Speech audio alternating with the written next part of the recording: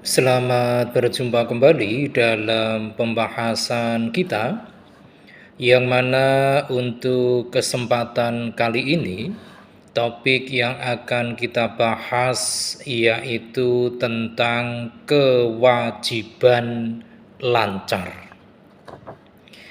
Kewajiban lancar ini merupakan utang yang harus dibayarkan oleh perusahaan dalam waktu 12 bulan ke depan.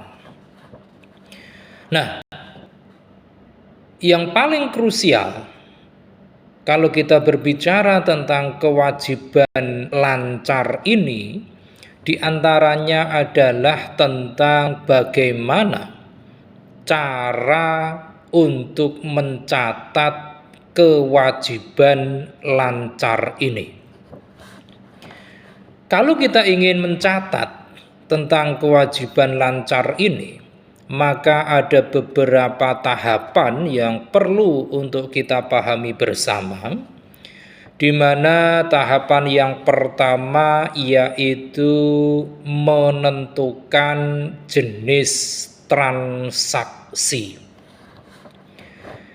Di dalam tahapan penentuan jenis transaksi ini merupakan tahapan yang amat penting untuk mengetahui tentang apa yang harus perusahaan bayarkan dan untuk apa produk-produk tersebut. Ini adalah tahapan pertama manakala kita ingin mencatat kewajiban lancar. Tahapan yang kedua yaitu mengidentifikasikan sifat dari kewajiban yang harus dibayarkan.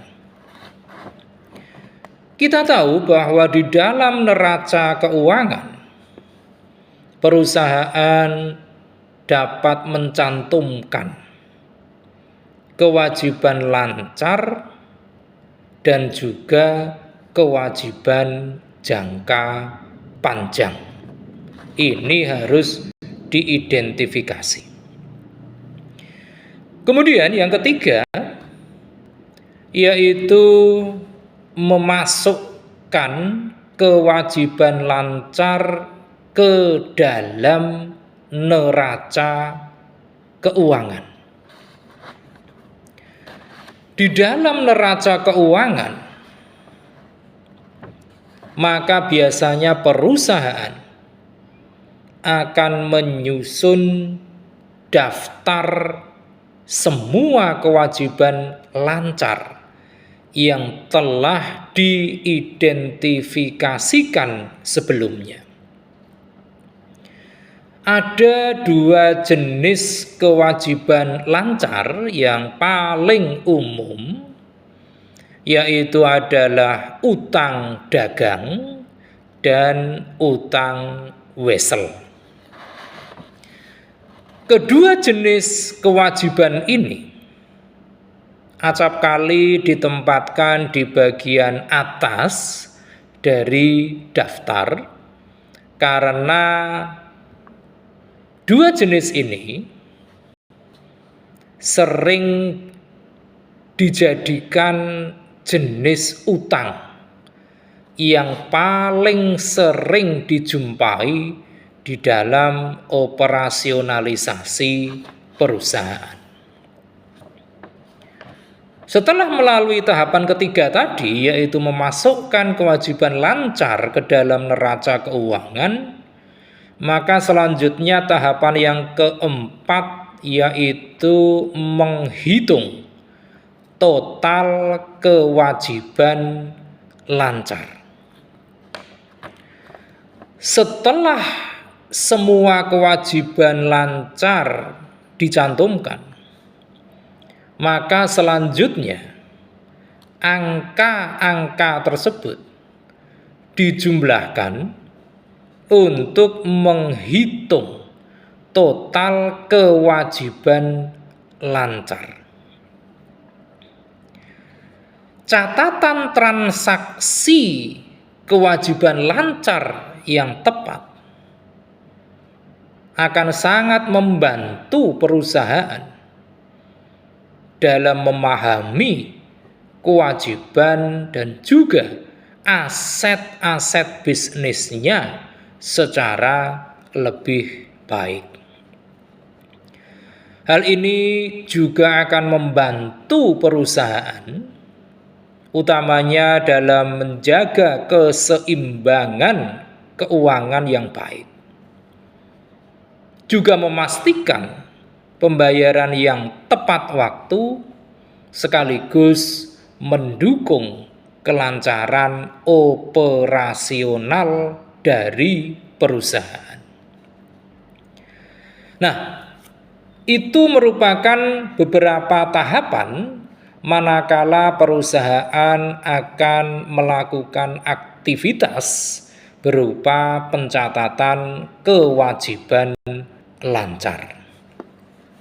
Nah, di dalam praktik bisnis ada beberapa alasan tentang mengapa kewajiban lancar ini sangatlah penting di dalam operasionalisasi suatu perusahaan.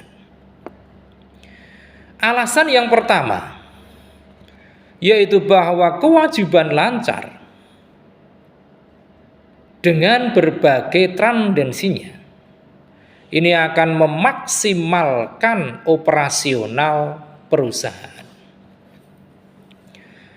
Jika perusahaan hanya mengandalkan pada uang tunai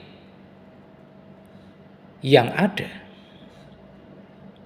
untuk melakukan pembelian, persediaan, untuk membayar gaji pegawai, untuk mengamankan utilitas, atau untuk melakukan kegiatan-kegiatan lainnya, maka tentu saja perusahaan tersebut akan mengalami keterbatasan dalam mencapai tujuan perusahaan.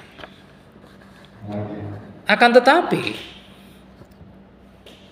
manakala suatu perusahaan memanfaatkan utang jangka pendek, maka perusahaan dalam hal ini akan dapat menjalankan operasionalisasinya tanpa harus mengeluarkan uang tunai yang sifatnya segera. Ini adalah alasan pertama. Kemudian alasan yang kedua tentang pentingnya kewajiban lancar ini di dalam operasionalisasi perusahaan, yaitu dalam rangka membantu di dalam pengambilan keputusan final. Dengan mengacu pada berbagai rasio keuangan, maka suatu perusahaan akan dapat menilai tentang kemampuannya di dalam memenuhi kewajiban jangka pendek. Yang mana ini memang sangatlah penting untuk menjaga stabilitas dan juga membuat keputusan-keputusan keuangan yang sangat dan lebih tepat. Dengan berbagai informasi yang tepat tadi, utamanya tentang kewajiban lancar, maka perusahaan akan dapat mengambil berbagai kebijakan, mengambil berbagai langkah yang paling tepat untuk menjaga keberlangsungan dan juga menjamin pertumbuhan usaha. Kemudian alasan yang ketiga, yaitu bahwa dengan kewajiban lancar, maka perusahaan akan dapat menilai likuiditas perusahaan. Pemilik perusahaan kemudian analis keuangan, investor, kreditur, dan juga para pemangku kepentingan lainnya seringkali menggunakan berbagai rasio keuangan yang melibatkan aspek kewajiban lancar ini untuk mengukur likuiditas dari suatu perusahaan. Ada beberapa rasio yang sering kali dipakai, yaitu yang pertama adalah rasio lancar atau current ratio, di mana current ratio ini ataupun rasio lancar ini akan kita dapatkan nominalnya manakala kita mengetahui tentang aset lancar yang dimiliki, kemudian kita membaginya dengan kewajiban lancar dari perusahaan kita. Rasio lancar ini akan digunakan dalam rangka mengukur kemampuan perusahaan untuk membayar kewajiban lancar yang ada dengan aset lancarnya.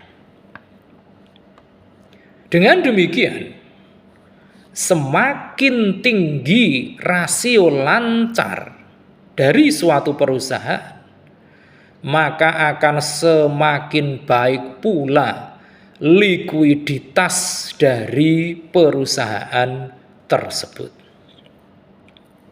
Itu adalah rasio lancar. Kemudian yang kedua yaitu rasio cepat atau yang sering digunakan dengan istilah quick ratio. Rasio cepat ataupun quick ratio ini kita pun akan dapat mengetahuinya manakala kita mengetahui kas yang dimiliki oleh perusahaan, kemudian ditambahkan dengan investasi jangka pendek, dan ditambahkan lagi dengan piutang. Yang kesemuanya tadi lantas dibagi dengan kewajiban lancar dari perusahaan. Rasio cepat ataupun quick ratio ini hanya mempertimbangkan aset paling liquid untuk membayar kewajiban yang jatuh tempo dalam waktu 1 tahun. Itu adalah rasio cepat, quick ratio. Dan yang ketiga yaitu rasio kas atau lebih sering diistilahkan dengan cash ratio.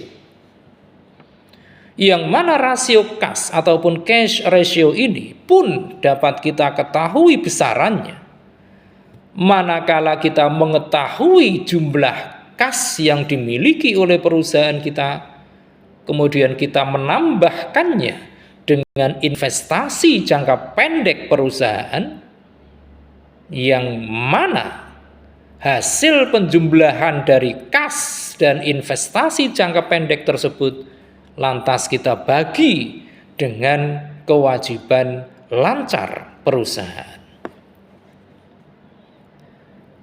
Untuk mengukur likuiditas perusahaan ini akan sangat tepat menggunakan rasio kas ini atau cash ratio. Dan ini seringkali digunakan dalam skenario krisis, di mana tidak ada arus kas masuk lagi. Rasio kas ini hanya akan fokus pada kas dan investasi jangka pendek, kemudian dibandingkan dengan kewajiban lancar. Itu tadi beberapa alasan tentang pentingnya aspek kewajiban lancar ini di dalam operasionalisasi suatu perusahaan. Nah, selain itu, kita pun perlu untuk mengenal beberapa jenis dari kewajiban lancar ini. Di dalam praktik bisnis, ada beberapa jenis kewajiban lancar yang layak untuk kita pahami bersama, yang mana diantaranya yang pertama yaitu wesel bayar. Wesel bayar ini merupakan suatu jenis kewajiban lancar yang memiliki bukti ataupun surat yang berisi bahwa perusahaan sanggup membayarnya. Bentuk dari wesel bayar ini adalah surat perjanjian resmi, di mana di dalam surat perjanjian resmi tersebut di dalamnya terdapat tanda tangan baik dari sisi debitur dan juga dari sisi kreditur. Ini adalah wesel bayar. Kemudian jenis kewajiban lancar yang kedua yaitu yang disebut dengan uang muka yang diminta kembali. Mungkin ada sebagian yang masih bertanya-tanya, apa yang dimaksud dengan uang muka yang diminta kembali? Maksud dari uang muka yang diminta kembali di sini, ini sangat berkaitan dengan proses dagang yang dilakukan oleh perusahaan, di mana perusahaan menerima uang muka dari perusahaan lain yang tertarik untuk membeli produk perusahaan kita. Disinilah maka perusahaan kita memiliki kewajiban untuk mengirimkan barang yang telah dibayarkan tadi oleh perusahaan lain tentunya. Nah, barang yang harus dikirimkan inilah yang disebut dalam kategori kewajiban lancar. Kemudian jenis yang ketiga dari kewajiban lancar ini ada yang disebut dengan utang dagang. Utang dagang ini merupakan suatu jenis kewajiban lancar yang terjadi manakala perusahaan melakukan kegiatan perdagangan atau yang berkaitan dengan operasional.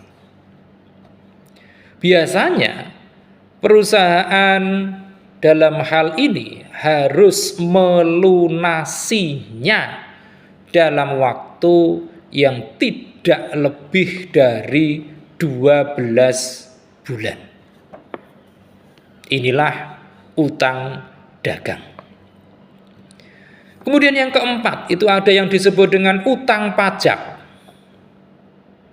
Kita tahu bahwa perusahaan itu semuanya harus membayar pajak dengan tepat waktu.